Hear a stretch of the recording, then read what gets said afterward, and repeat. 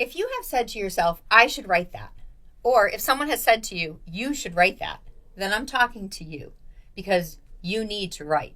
And that's why you're tuned in to yWrite.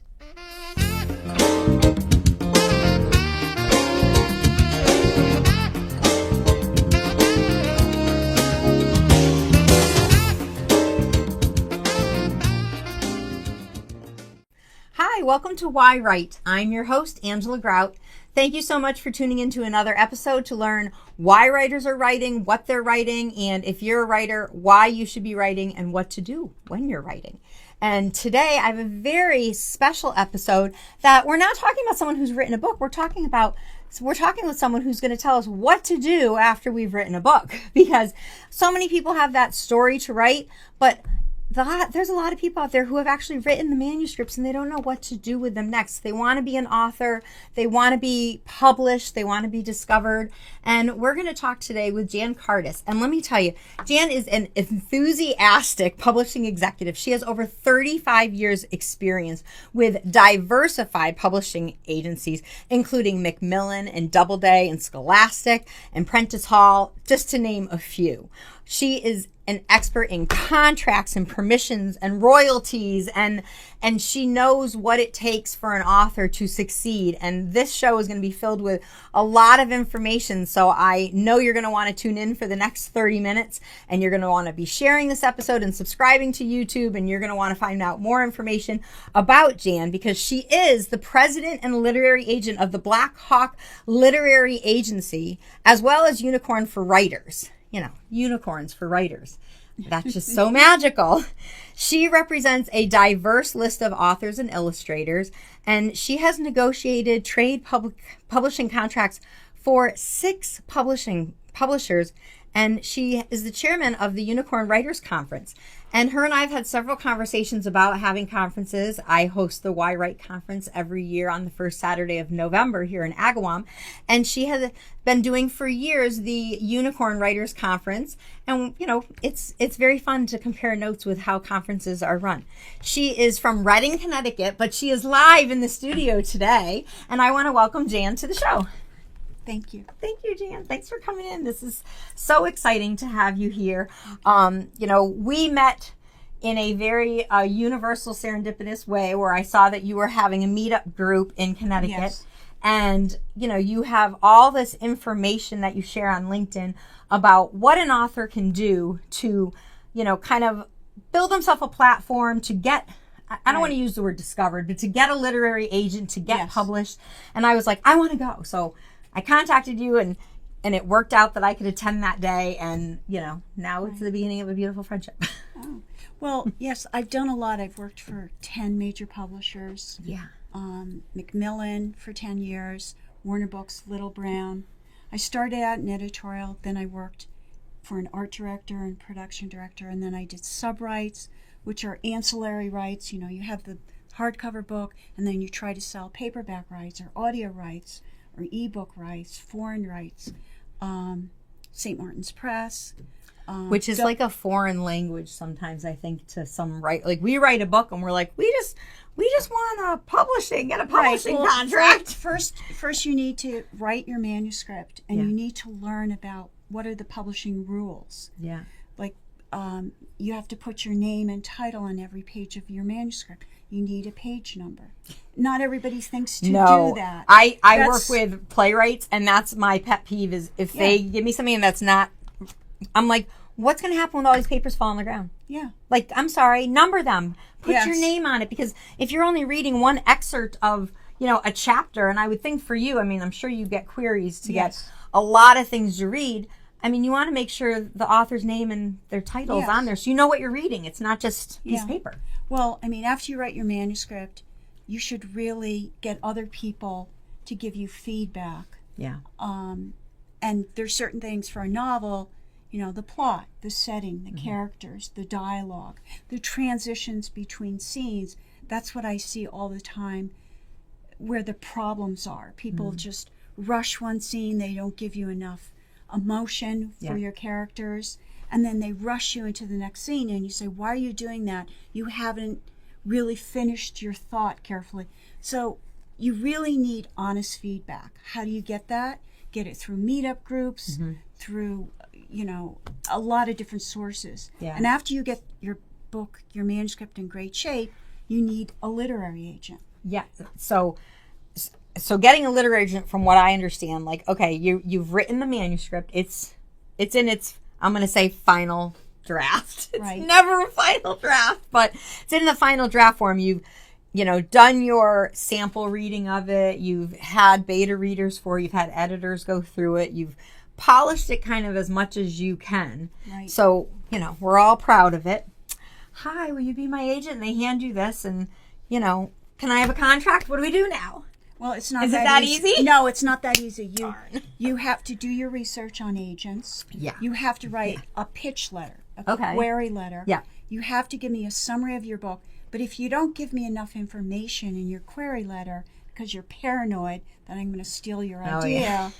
I've seen that happen. Well, if it's I already really written, need no one's to gonna know, steal what it. is this novel about?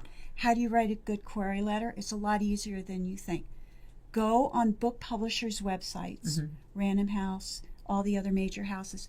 Read their catalog copy, which is a description of the book. So it's not a log line, right? I mean, like, I've written, screenplay stuff. Like, log lines like that 1-2 lines that just pitches the book. This is like paragraph form. It's more information. It's one page. Okay, one Who page. are you? Give me your bio. Okay. And then what have you written out there in the universe? And then what have you done to develop an author platform? You have to be on social media, and you need to get followers who you engage with. So when I put a post on, So I got to get married to all these people? well, you have to write things Yeah. that are interesting so that the next time I go on LinkedIn or Facebook, I'm following you because I'm really curious. So if you're putting things, so you're building your following on these social media platforms or on your web, well, I guess you can't really use your website because you want to have that count. You want to know that the your count. website should really be just for your books. It should be Okay. an author and book so- website. Because the original website that I had, I would have a blog, I'd have all these, writings and poems and blah, blah, blah, blah, blah. And now I think because that one's not online, I want to pull that material and start using it. But I think if I put that out on social media, do I still own the material? Yes, you do.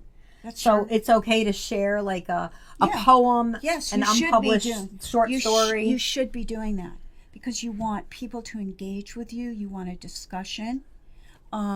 With one of my clients, Eric Burns, I did a postcard for him, and I wrote all of his books. And then I said, Eric, what I'm going to do is I'm going to type up the beginning first page of your book, and I'm going to put it on LinkedIn because I have 30,600 followers. And then I'm going to find, using AI, the right, I know.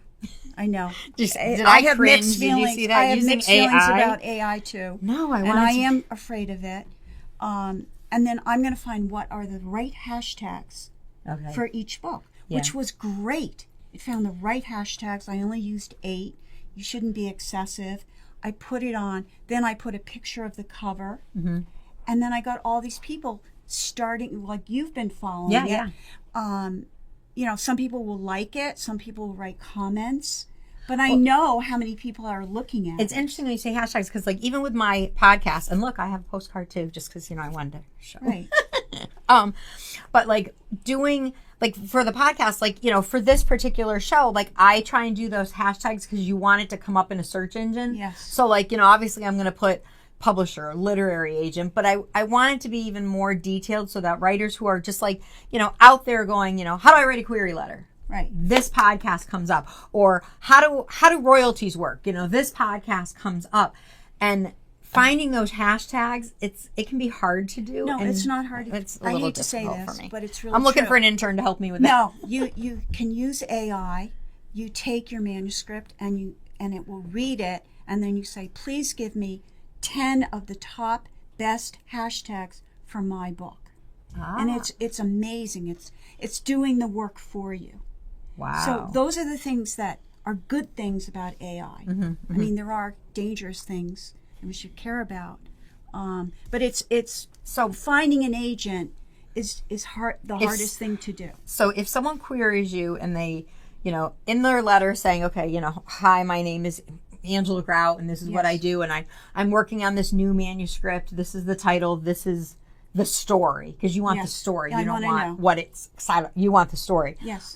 Here's the story. Do you need, like, I've seen some query letters where they want to know, like, for me to say, this is the audience I would be interested in, or these are the books. Well, you want, like, is that important? Yes, it is. Okay. Because when the agent pitches your book, let's say you write a book on, Mexican cookbook or organic gardening or herbs. Yeah. You better have researched all the other books out there on herb gardening or with herb recipes. You must know your competition. You must have read those books. Yeah. And then you compare your manuscript to all these other books that are published, and you say, wow, I forgot to put this in, or they didn't think of this idea. You really, especially with nonfiction, you have to get known if you write nonfiction before the book deal. That means you should have a YouTube channel. You need at least 250,000 followers. Please subscribe, everybody. Tell all your friends to subscribe to the YouTube channel, to Apple, Amazon, whatever. Just subscribe to my shows here. Yeah, because agents and publishers, book publishers, when the editor goes into an editorial meeting with salespeople, marketing people, subrights people, finance, the editor has a few minutes to pitch a book, and then marketing people and salespeople, what are her numbers? What's her social media? Wow. I mean, yes, there are people that get published that don't have any social media. It's a different dating world, It's not. You get to know someone's personality, you fall in love with them, and then you're like, let me see your financials. Now I'll make a decision if I date you. When I started in publishing in 1976, it was just typewriters. Yeah. There were no cell phones, no internet. People lived on reviews. You could mail your manuscript to an agent. If the agent wanted it, the next day it could go to a publisher and an editor, and they would read it. And the finance people didn't really just have the control that they do today. So today, a book is a product. Mm-hmm. Yes, it's a piece of art, but let's be realistic. It's also a product. Publishers are in there to make money. Mm-hmm. And just be aware and authors, we want our story to be read and loved, and it's our baby. We want people to fall in love with it. Of course, we all need to make money to survive, but I totally get with the publishing industry. And you said something interesting, because like I said, okay, here's a polished manuscript, be my agent, represent this. Obviously, I understand that representing it doesn't mean it gets represented to publishers, because you're going to try to sell the manuscript to a publisher, right? Which is kind of, an author could do that themselves, but we don't have the accessibility to all the publishers that you have, or know the market as well, which is why that's important. And if you do submit your manuscript to a book publisher, it's considered an unsolicited manuscript, and it will be thrown in the garbage. You have to go on each. This is one of the handouts I put together. It's very Renaissance-y. Look at all that beautiful artwork. Okay, sorry. Like my angels. For example, if you go on, Simon & Schuster, Hachette's, or Random House's website, you'll look for submission guidelines. Okay. And it will tell you that we do not take unsolicited manuscripts. Find a literary agent. Use the literary marketplace. This is a great this is one of the hands out I know when I went to your meetup, because I like this. It said how to prepare your manuscript when requested by a literary agent. So if they're it just tells you like how it has to be typed. It has to be in Word document. Typing. Just like all the information you need is right there, and it's very simple. But I think a lot of authors, and even me, especially in the beginning, like going to these publishing houses to see, like, well, what do they require? What type print? What, font do they want it in? And I mean, in general, they all kind of want the same thing. Yeah. But you're still trying to double check all that because you're doing it on your own. But if you're working with a literary agent, then the literary agent's going to prepare you to have it how it should be done. The agent or does the agent do all that for you? No, you do it. We get your manuscript. We ask you in Word. And then we will give you editorial comments. If we have to do surgery on your manuscript, we're not going to take you on. Okay. Another thing you don't understand about agents is if we don't want your book, your manuscript, through a query letter, we'll just say, oh, I'm sorry, it's not right for my list. or I have other manuscripts competing authors. That's not really the honest truth. We're not going to sounds like a nice rejection. Because we don't have time to tell you what's wrong. So does that really mean it's terrible? It could mean, yes, it's terrible. And there are a lot of manuscripts that come in. I know that from my son, who's an agent at Trident Media Group. Which is a whole little side story here we'll share. Yes. Her son, Mark, was a guest on, I believe it's episode 7. I will make sure I put that in there. He's a literary agent from Trident Media. He came in on the show. We met. And when I met her, I mean, they don't have the same last name. Right. We're just talking. We went back and forth with a few emails. And literally after like the second email, I see on the bottom, she writes, mother of Mark Gottlieb. And I'm like dropping my pen going, wait a second. I go, Mark is your son? I go, he was on my show. And she's like, he was? So again, the universe just aligns you when the time is right. Because I'm thinking, really, of all the people I could meet, I meet his mother. Yes. Hello, Mom. So, it's interesting. So the whole publishing business has changed because of the internet and social media. Yeah. And there are more self-published authors today than there are traditionally published. Yeah, you were mentioning it to me that there's more self-published authors on Amazon than there are traditional publishers, which is like fascinating because I think the reason why people go self-publishing route is because their book gets out on the market faster. Right, and they make a big mistake. Yeah. And the mistake they made is if they spent the time polishing their manuscript, making sure it's in really great shape, the opening line is so important. I've actually posted on LinkedIn Eric Byrne's opening pages, which are, his writing is unbelievable. It's great. Well, and so they don't spend the time, and then they get rejected, and then they end up self-publishing. But if they spent the time to polish their manuscript, made it in really great shape, then got an agent, but then built up their social media, you don't have to write anything related to your book. I know, but it's sad because sometimes it feels like it's a popularity contest because, like, the more friends or followers you have.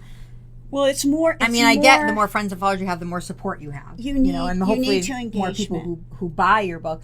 But like for me, I want to sell my work. I want to sell my art. Like I was a florist for years. I wanted people to come to me because they saw my work, they liked my work, they wanted it. Not because, I'm going to give Angela my business because she's a friend and I like her. I mean, that's great too.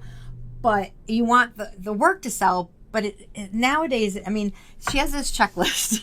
Taking this. It's purple, so it's matching what I'm wearing. It's which a is social important. media list. It's the writer's to-do list. And like I looked at this and I'm like, okay, yeah, I mean, automatically I have a LinkedIn account, I have a Facebook account, Twitter, Instagram, blah, blah, blah, YouTube. But it's like there's so many ways to expose yourself to become known and become liked. But how do you get your work Okay, liked? you know what you do? You need a strategy. Okay. Like I see authors and they're on all these different social medias and they never get anywhere because you got to think about it. What could I write about that will get attention? Like I mentioned the Twitter guy, this man, Mark discovered him on Twitter. He has 3 girls. He stays at home, takes care of them. His wife makes all the money. And he always wanted a son. So he writes about the fun things he does with his girls are really, what boys he would do with a son. And it's funny. And he does it once a week. And he has 1 million followers. All you do is you come with 1 million followers with a book. And Mark gave him... And he wrote a book. Mark said, let's come up with a book idea. He wrote a book. It was so easy for Mark to sell because figure out the math. 1 million people are following you on Twitter. So is it more? It's not related to his book at all. You could write things about gardening and flowers. Oh, I can write flowers. I can write about spiritual experiences. But you have to be consistent, and then you have to link with other people who do the same thing. You want to do cross-marketing, back and forth. When I worked at Google for 3 years, I learned so much about cross-marketing. And I did AdWord contracts and Google book search contracts. So you have to come up with a unique idea and then think it through. So and then this is all stuff the author has to do before getting a literary agent? Yes, because you're in competition with, if you knew the number of manuscripts an editor gets in every week, they're overwhelmed. It's so interesting because like so many people that I know who are authors, and especially because there's a lot of self-published authors, you know, they're trying to get their book discovered. They're out on social media marketing their book all the time, you know, every day. And you know, they're not seeing, we think it's, you know, we talk about it like there's not distribution like you get with a publishing house. You know, there's not that distribution. You can hire a publicist. I mean, I had Brandy Dredge on another episode, and you know, she hired a publicist. I think she spent like close to $10,000. Her book's doing really well, but you know, you're you know, you have to pay for things like that. But a lot of things you could do on your own if you're smart and creative and have a strategy. Well, and for me, I do like the organic, I do guerrilla marketing. That's what I call it, you know, because it's like, again, like, you know, doing my flowers, I would rather someone come to me and say, oh, you did my friend's wedding and I loved it. I want you to do my wedding. Okay, great. You know, but it's like, it's all word of mouth. It's all a slow growth process. It is. And, you know, for a writer who spends hours writing their manuscript, that's a whole nother job. I know it is. It's hard. It's like your brain has to be cut in half. The creative writer and then the marketer. Okay, so you get this. And actually self-publishing has hurt traditionally published authors because now things that they didn't have to do in the past, they have to do now because they got to compete with that social media. Yeah, and when you go on Amazon, I know if a book's self-published or not because you go all the way down and you look who the publisher is, and if it's like Unicorn Press, you're only going to see one book there. And if you use Lulu or any of the Amazon, it's going to show you. It's going to show, but an agent normally will not take on a self-published author unless you have a lot of followers and you've sold about 8,000 copies of your self-published book. Why would we take you on?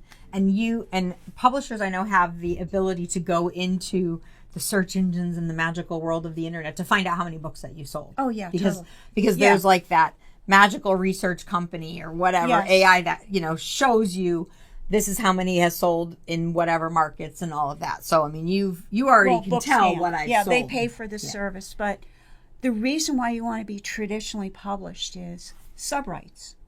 You don't have the contacts to sell an excerpt of your book to magazines or newspapers or a book club or foreign rights.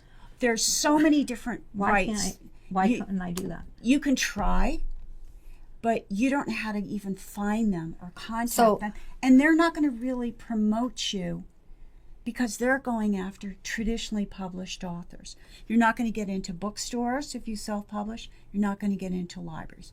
There's always exceptions. Yeah, if you do Ingram Sparks, I've heard you can. If you're Colleen Hoover and you self-publish and you become a bestseller, okay, the doors open up for you. Right. And then you can get into libraries, into bookstores if you still like when I make April Rain as a movie, I'll be like Matt Damon when he wrote The Beautiful Mind and, you know, just made this movie and all of a sudden was like, he wrote it and directed it and produced this movie. Who is this guy? And another thing you have to do is you can't give up your enthusiasm and your passion. And you're going to get rejection after rejection. Yeah, well, and you can't give up.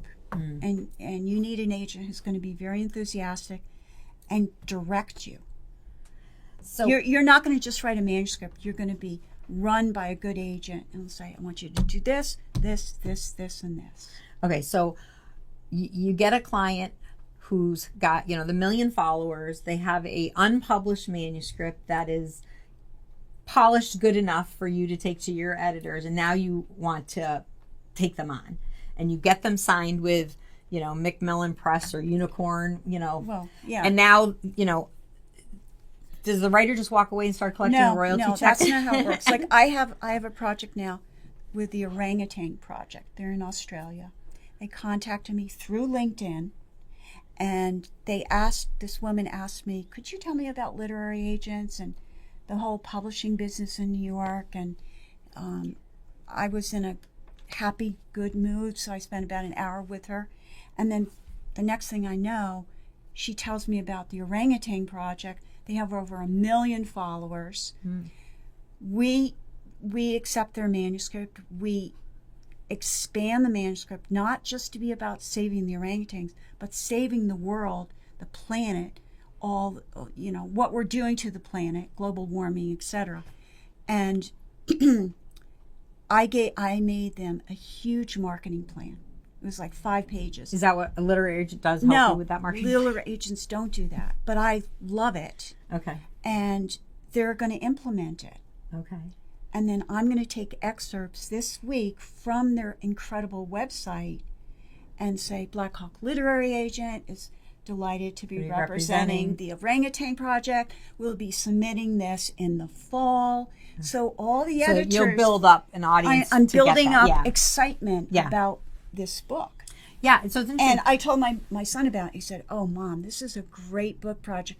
You're going to easily sell it. Well, so like, I've done that with my books. I know authors who've done that who say, like before either any of them come up, like, oh, like Being in My Breast is the book that I'm working on now. Like I'm, slowly giving teasers about it, slowly, going to libraries, doing sample readings. I've thought to put like a sample chapter out there, but then I get worried, like, is that considered published? No. Okay. You can give away. But again, 10%. I'm only giving it away to, the 100 or so followers I have, not the millions that are going to be after the show. Okay, well, what you can give away is 10% of your manuscript. Okay. Because in your publishing agreement, there's all sorts of restrictions that you don't even know about now.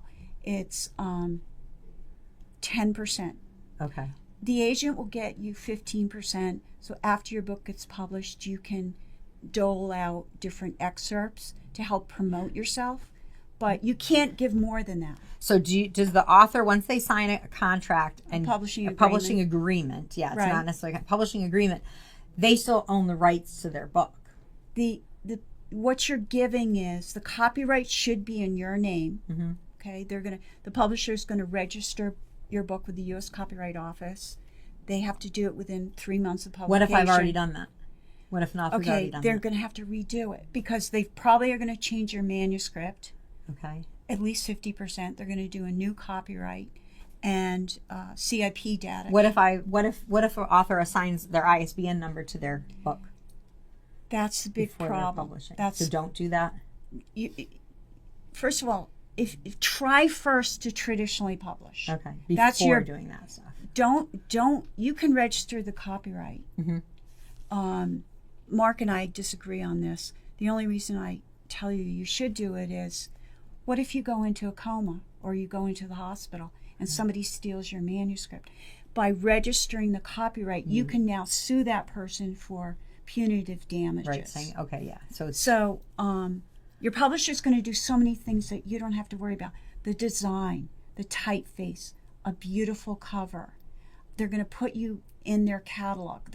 There's sales forces all over the United States for all the bookstores. They're going to get you on Amazon. They're going to give you instructions of what you have to write for your Amazon page. But subrights and special sales and premium sales, like when I worked at Google, I was in, the author group, in my free time. I brought in authors, and we would buy 2,000 books non-returnable. If you self-publish, it's much harder to be able to get. You wouldn't be able to get into Google. Yeah. Or any of the major companies. It's so really, do you see why you want to be traditionally published? I do see why. I know it relieves a little bit of pressure off the author, but not all of it. You're still in charge of your marketing and things like that. You don't have access to subrights, and there's so many different subrights. It's the distribution and trying to get it out there. Especially if you do nonfiction. There's a stream of income for years and years and years.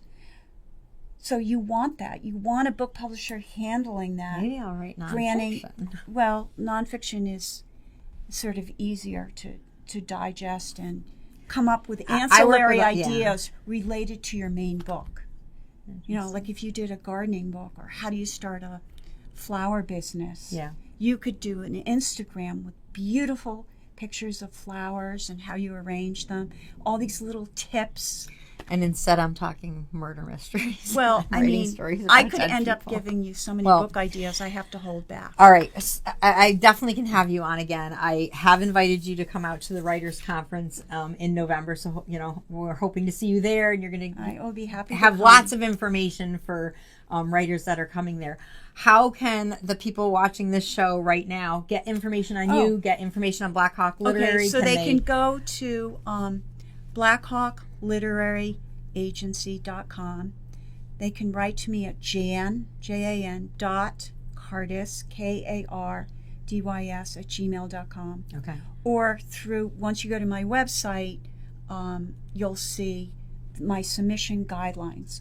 You know, what I expect from you. Mm-hmm. I ask you for your query letter and your first 10 pages. And you do accept that?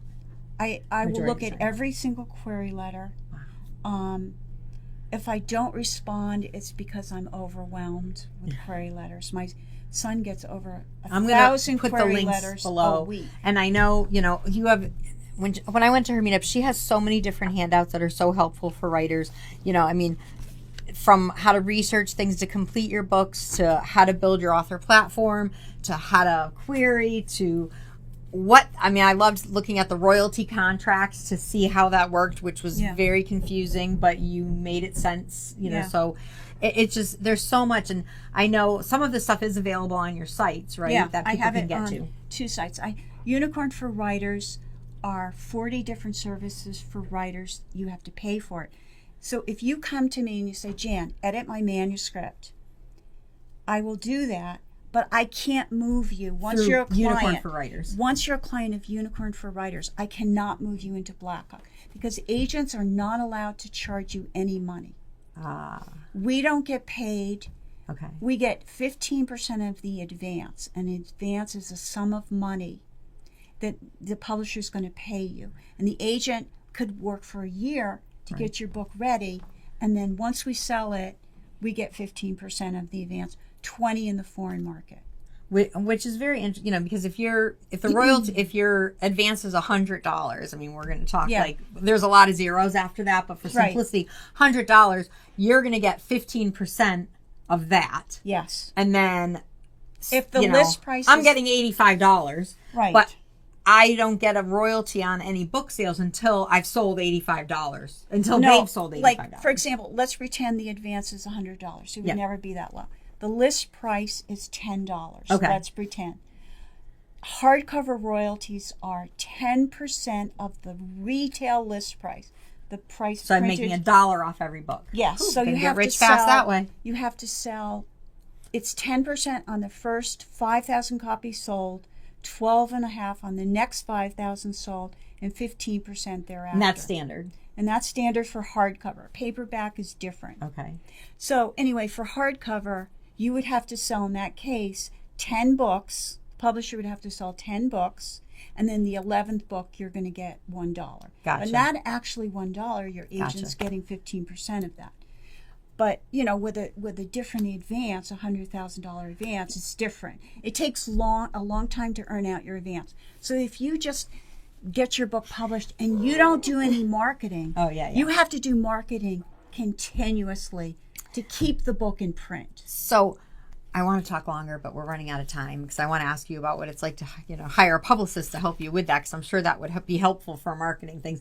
But the royalty contract that you showed me in these papers, can they get these from you without going to a meetup, or should they go to your meetups? They can't get a royalty. I'm not going to give them a royalty statement because that's confidential. But they can get any of these handouts if they email me. Okay. And I have a lot of them on Unicorn for Writers under resources. Okay. And I was originally an English teacher. To me, I just love teaching. Well, you are very enthusiastic. You're very passionate. You're very knowledgeable. You talk so that I can understand what you're saying, but at the same time, some of what you're saying is a foreign language to me, but I'm still kind of understanding this. So hopefully you are understanding this too. You'll acquire it. So this has been great. Thank you so much for coming in. I am definitely going to put, all her links and her websites on there and her email, because email her to get these great handouts because they're really, really helpful. Thank you again for driving in. This has been such a pleasure. I'm so excited for you to come back for the Writers Conference and to talk more to you about all of this. Thank you very much. Thank you. Okay. And I want to thank you, my listening audience, for tuning in each week and checking out every episode and probably binge watching episode after episode after episode, because if you're a writer and you have a story in you, you're trying to find how to tell your story, how to get your voice on the page. And every episode here has something that will help you. And if you are an author and you are trying to get published, this episode was definitely for you. So, right now, this is the time of the program where I have you do a writing prompt. So when the show's over, set your, your watch, your timer, your phone, your microwave, set it for, 10 minutes, and you're going to pick up your pen and start writing. And because this episode has been for writers who hopefully have that polished manuscript, I'm going to tell you to start writing the summary of your book. What is it about? Write a one-page summary of what it's about. And, if you have to take 20 minutes to do it, just get it out on the page as quickly as you can and as concise as you can so that you can start editing and polishing that summary to get ready for your query letter. And if you haven't finished polishing your manuscript, maybe this is the time you're going to start making your to-do list. Go to Jan's site, make your to-do list of what you need to do to get that script polished and to get yourself ready to query literary agents, including building your audience, which is what I'm doing here on yWrite. So hit subscribe at the YouTube channel. Please share with your friends. And thank you so much for tuning into yWrite. Thank you to Studio 954 for letting me have the opportunity to present this each week. And I just want to say have a great day, and I'll see you next time. Bye.